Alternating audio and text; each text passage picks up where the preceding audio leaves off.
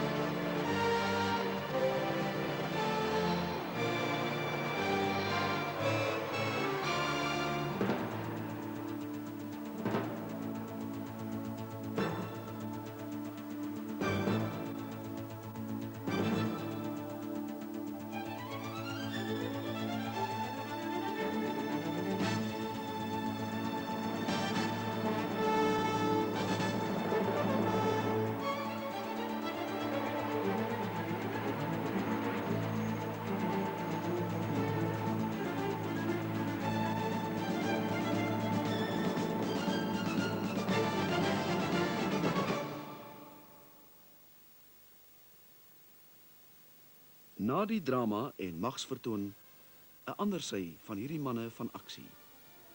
'n Wellewende gebaar, wanneer hulle die minister van vervoerdienste, sy edele Hendrik Skuman, tot ere-kolonel van die spesiale taakmag aanstel.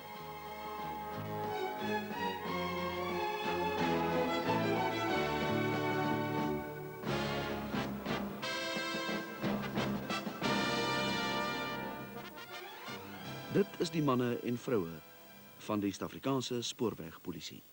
Ja, eintlik wil ek vir u sê waarom ek dan ook verkies om 'n draer van die laurierkraans te wees. Die kollegialiteit, hegte samewerking, loyaliteit en dit wat my werkgewer my bied, is van so 'n aard dat ek nie dink ek elders werklik arbeidsvreugde sal kan vind nie.